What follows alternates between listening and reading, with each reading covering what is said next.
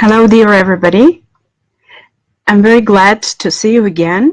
And today I'm in very controversial mood because on the one hand, it's Thursday and I'm very happy to see you. But on the other hand, I'm a bit sad because today is our last lesson. But we're kicking off our lesson, so cheer up, get ready, because we're going to talk about English phrasal verbs. We're going to talk about acronyms. We're going to talk about Christmas cards and many, many other things. So using English for business can be very easy. You can make use of the whole English vocabulary to talk in business profile. But things get a bit more complicated when you put verbs together with some other words. And if you add a preposition to a verb, you result in absolutely different meaning. So, for example, if you put the word look together with a preposition of for example, for, you will result in the meaning of searching and seeking for something. If you put together the words of look and out, you will result in the phrasal verb of look out. You will result in an absolutely new meaning, which means to be careful. That is to be like careful. So together with a preposition of, for example, after, you result in absolutely a different meaning, which runs like taking care. But in fact, the word look means to concentrate your eyesight on a specific verb, so on a specific thing. So I mean to say that when you add a verb and to a preposition, you have absolutely a different meaning. And in business English, phrasal verbs are very, very widely used.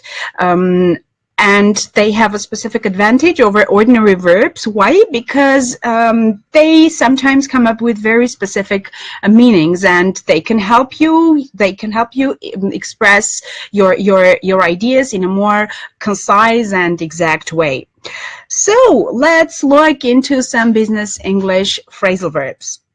So if you're applying for a job, okay, if you're applying for a job, you most probably have to hand in a resume or an application, a CV, okay, to the person who is in charge of such things. So hand in, generally hand is this one, okay, but when you hand in, okay, when you hand in something, it means you give something to the addressee or you submit something to someone. For example, you might hear such statements like, you have to hand in your copy on Monday, or do your share of the work and then hand in to the marketing department, or I'm supposed to hand this in to our CEO by the end of the next week. So you can hand in a report, you can hand in a letter, a resume, an application, etc. And if you are the HR manager, you are the one who people hand in the paper.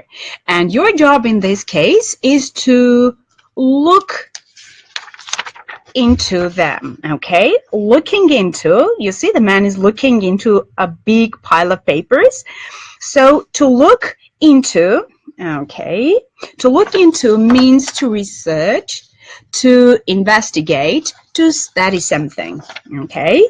And statements like with looking into, you can say, for example, my job at our company is to look into different markets and to do some benchmarking. Or please look into all the details of the case and come up with a thorough report. Or we're now looking into new software to use in our training. So you can look into a problem, you can look into a circumstance, into a matter, or into a complaint, okay? You quite successfully get your job, you are hired, and you're already at the office. And office work involves a lot of technology. And technology sometimes comes up with certain problems. And for you not to face any kind of problems, one of the most important things is to back up. Okay, so when you create important papers, when you create important files or documents, you'd better back up your files and your information. So backup means creating a copy. Generally, make sure to back up all your files because you can never know what may happen. Okay, so you may hear statements like, for example, our technical advisor says that I should back up my files every day to preserve all the necessary data. Or, for example, we have problems with electricity, so to be on the safe side, back up the survey results, not to lose them later. Okay, you back up papers, you back up files, and so on and so forth. And when you are in the full swing of your work, you sometimes come up with many appointments. But sometimes the appointments are not final, and still you've got to talk about them. You've got to clarify specific details. And if you're unsure of the data or of the date, or if or there's a great probability that something might change, for example, the day, or for example, the venue, so you pencil in your arrangement, okay, your appointment. So pencil in actually means to schedule or to register something, and quite often this is like a more polite way of saying, for example, schedule me, or for example, put me down for let's say December 28th or something of the kind. So the previous ones, I mean, schedule me and put me down for, they are more imperative like. But in case of penciling in, this leaves a space for revision. So when you make an appointment, better use pencil in. You can hear statements like, could you please pencil me in on Monday 2 p.m. Or I can pencil in your name, and if you decide to opt out, we'll do it.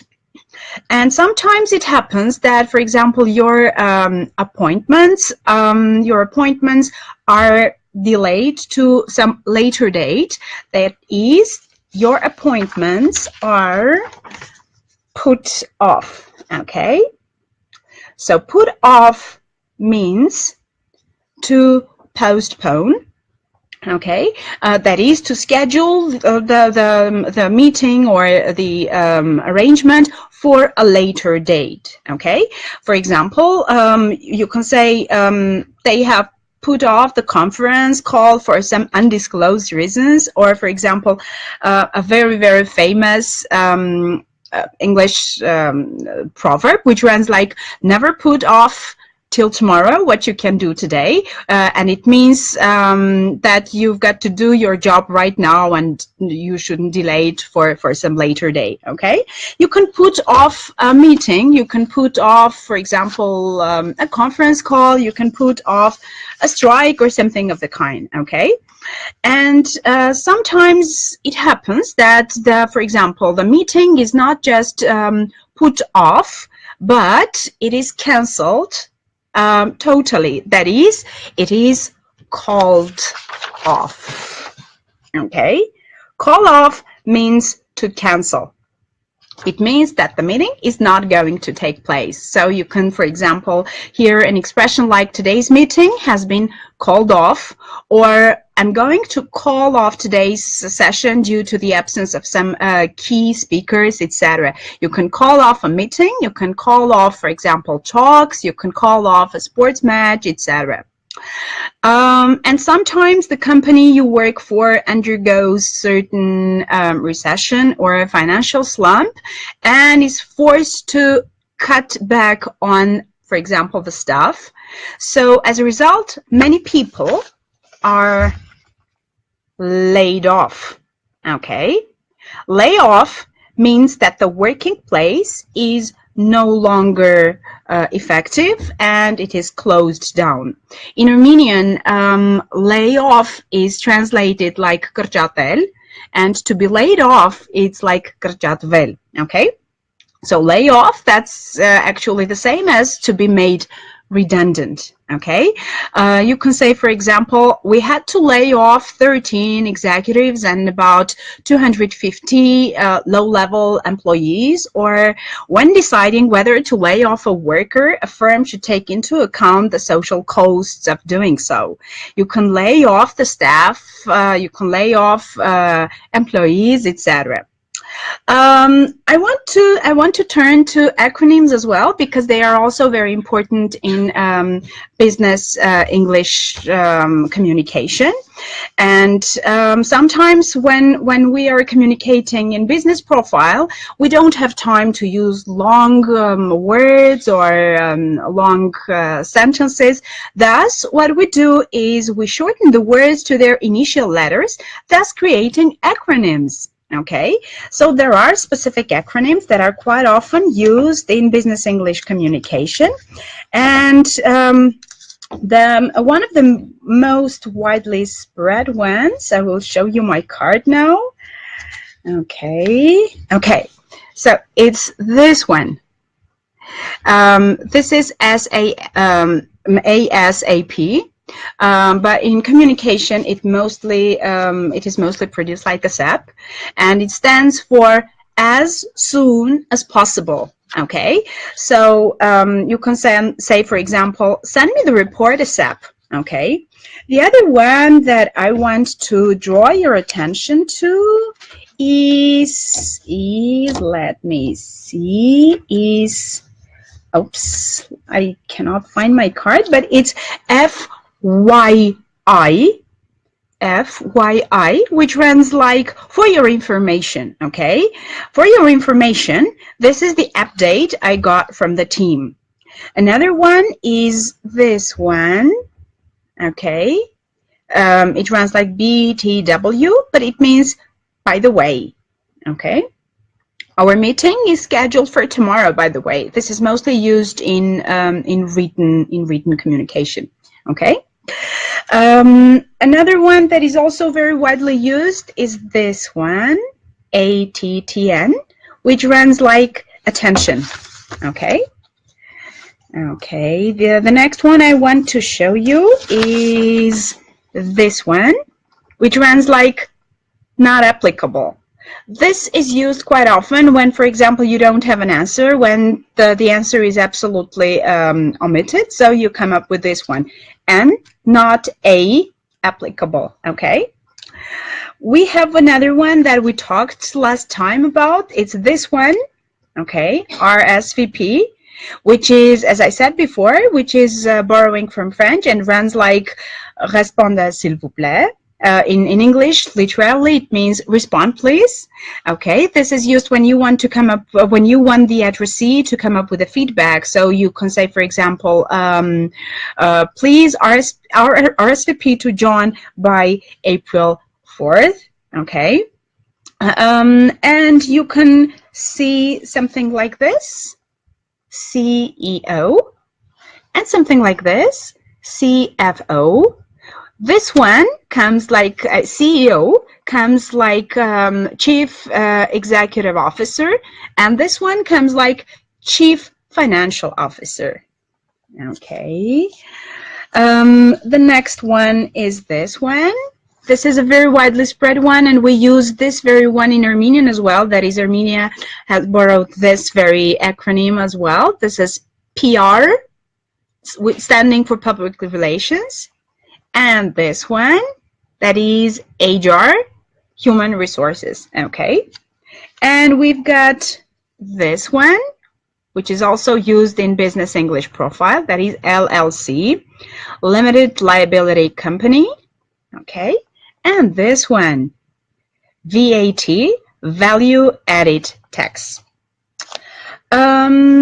And in business, there is nothing more important than building strong relationship with your clients. And there is no better season to express your gratitude and warm wishes to your partners other than holidays. And for many people, Christmas is the most awaited holiday. So people reconsider their lives, they make wishes and hopes, and they do hope that whatever they wish will come true in the coming year. And it is time for the people to make gifts, to make others happy, and to come up with a lot of Christmas cards. Okay, so Christmas cards make an integral part of business culture. And today I want to come up with a couple of ideas that you can use when writing Christmas card. So to sound professional, you can say, wishing you a wonderful holiday season for 2018, or you can say, for example, wishing you a season of joy and looking forward to continued success in 2018. Or you can say, for example, we appreciate your business and wish you the best in the coming year, or we're so glad to have you as our partners, as our clients, or anything of the kind. You decide which one you choose. And looking forward to serving you in the future. Now, we've got a couple of questions that I want to read them out. Okay. Julieta Harutsunyan says, English seems such a fun through these lessons. Oh, thank you very much.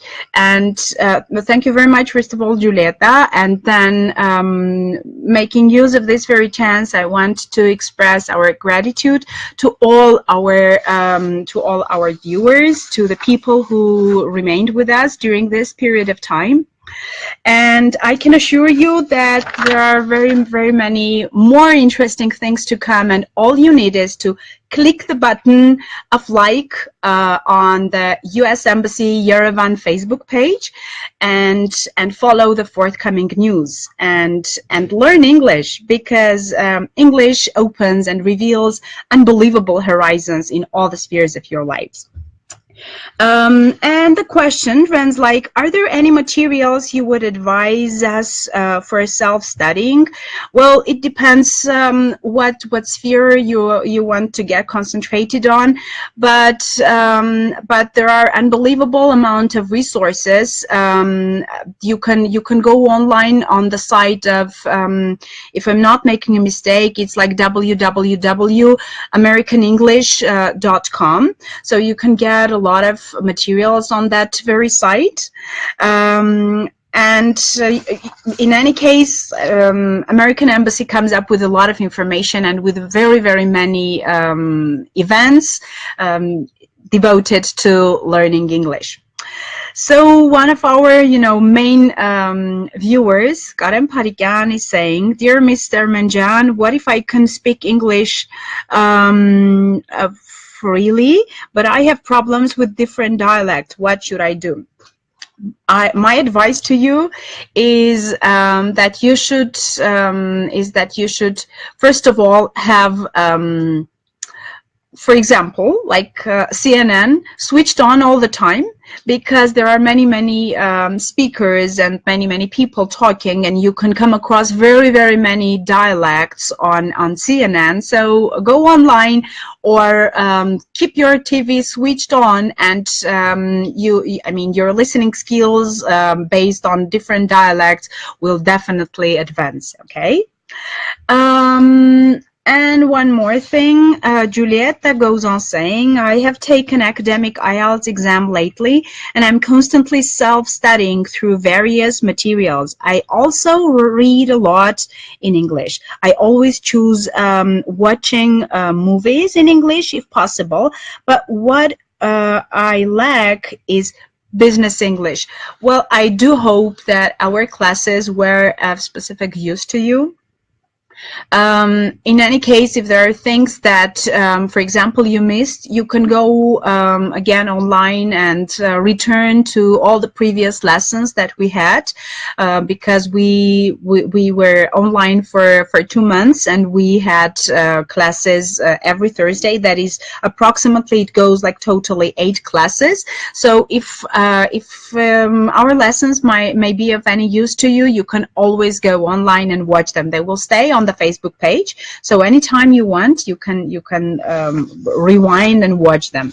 Now, with your kind permission, I would like to invite Cultural Affairs Officer, very beautiful woman, Deanna Seat. So we did just post in the comments actually 2 good resources for people who do want to continue self-study. One is americanenglish.state.gov. You were right about the link, and there's lots of materials there if you're a teacher, if you're a student, and there's different levels, which is important because you don't always know what level you are. Exactly. And you might be very strong in speaking but not as strong in reading, and so there's assorted topics too, because you don't want to learn something boring in English. Yes. Another really good option is Coursera. So we provided the link as well for that. There's a search bar when you get onto the site, and you can just enter English or Business English, and it will show you all of the classes that are available. The classes are always free.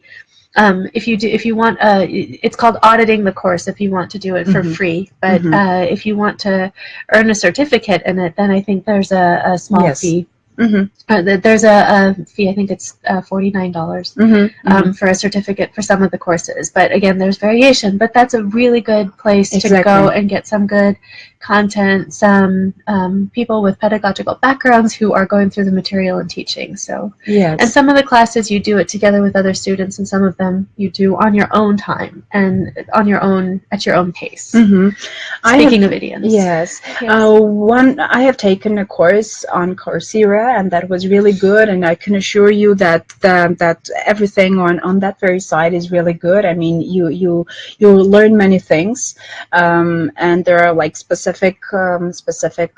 levels and specific branches. Mine was called Shaping the Way We Teach English. Yes, that's a great one. Yes, that was really very nice. That was the second round. It was a very good one. But I know that there are like specific courses for economic students or for legal students, etc. Yes. Yeah, that it's such a specific vocabulary. Yes, and a very good one. Yeah. Do you have any specific comments to make over Christmas? I guess the question would be, do you have any questions for me that you would like me to cover? We don't have a lot of idioms that relate specifically to Christmas that I could think of that would be interesting. But there's a lot of similarities between how we celebrate and how you celebrate. Exactly. You get together with your entire family. It's on a different day. It's December 25th instead of in January. But you get together with your whole family. You eat until you're silly. Yes. You have a table that's groaning under the weight of all different kinds of food, including, 3 kinds of pies and a huge turkey or a ham or something like that. Yes, pork loin. Maybe not pork loin. An actual full ham. Okay. Or the ham. Yeah. We don't have the specific part. I think the part of the pig might be different. Yes. And the most important thing, that's the message of Christmas, to be kind and to reconsider all the bad things that probably, you this way or another sometimes do, and to clear everything and start the year from zero. That's very philosophical. It's very philosophical. So we also have trees. It's a Christmas tree, not a New Year's tree. We have a lot of people will go to a religious commemoration of some sort, usually church, if they're Catholic. But I think there's something where lots of the major religions have something that's special around this time. I think in the darkest of times is when you most need a celebration of light and a celebration of closeness and warmth. And that's what makes holidays like Christmas so special. Yes. We have been getting lots of Christmas cards, and they're so beautiful. They're really creative designers here who've made these really elegant cards, and they're thoughtful and they're lovely, and they show a lot of what makes the holiday special to Armenians. A lot of them show closeness or family or some really cute graphic that has to do with life and partying, and it's great. Yeah, generally Armenians are very specific about handmade things. So I'm sure that many of the cards that you got probably are even handmade. They're handwritten. Oh, handwritten, okay. Yes. I think that's also really special. So, and that's something that might be interesting for those of your students who are interested in business in particular. It's a business formality to send a card, but it doesn't have to be rigidly formal. It can be a little bit more of a personal connection. It can be a little bit more of a warm human touch, because it's a business relationship, but at the same time there's a human connection. And so having a little handwritten note, it communicates a great deal of warmth and love. So. Exactly. Yeah. And we've got one more question. So Karen is saying it again. Which English will allow me to communicate and do my official stuff without problems, British or American? That's English. Okay? That's generally English, because I honestly wouldn't put a distinction line. Because there is this phenomenon of English, even universal English, because English is so big, it's so wide, and I wouldn't, for example, as to me, I wouldn't say like specifically, for example, British English or anything, but I mean, English is really universal.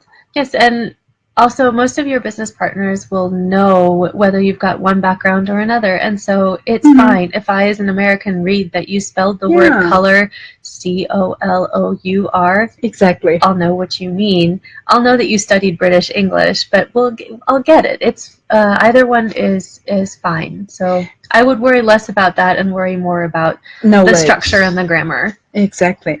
Because this way or another, we have that in Armenian as well. We have many dialects, and we've got Western Armenian, we've got Eastern Armenian. But the most important thing is that we deliver the message, and the message is delivered in both cases. So whether that's British, whether that's American, whether that's Australian, English is English. Yes, and one difference actually that I think is important. So the Armenian ear in general, I find, as a non-Armenian, has a more narrow range of pronunciation for how a word should sound. And if you are a little bit off, Armenians will have a harder time understanding you if it's not exactly perfect. Whereas I think Americans and British people also, they have a wider ear for what a word should sound like. So if you say it a little bit different, it's okay. They'll still get the sense of it, because there are so many different variations of how that word sounds when different people speak it. So I know it's very stressful when you're a learner and you want to do everything correctly and perfectly, and there's a lot to the language that you do have to know very well structurally, but it's also okay to be a little bit more relaxed about some of the details, and we'll get the point. Yes. That's the bottom line. Yes, exactly. And if we kind of wrap up the lessons and this round of the lessons, probably we'll say the most important thing. God bless Armenia, God bless the United States of America, right? It's a very important part. It's true. It's also philosophical. If it's okay, I'd like to add a word of advice, which is that it can be really frustrating to learn and study, and then especially when you're older, your brain will forget a word and you'll have to remember it again, and you'll make a mistake several times over, but just be patient with yourself and keep practicing, even if it's a little bit a day, even if it's imperfect, and little steps in language learning, especially for adults, goes a very long way. It's different than learning when you're 11. Yes, exactly. Yes. Exactly. So that's of importance to students. So. Yes. Well, I think we can wrap up the lesson. All right. In that case, I'll say Merry Christmas, Happy New Year. All my best wishes for you, for the students, for 2018. Prosperous, peaceful, beautiful year. Yes, with no disasters, with no human losses, just peace, love, and reconciliation. And lots of good food. Yes. Whichever part of it you eat. Exactly. Yes, exactly. So thank you once again for staying with us, for following us, and for being so devoted and true to us. Thanks a lot. Thank you. Goodbye. Happy New Year. Happy New Year.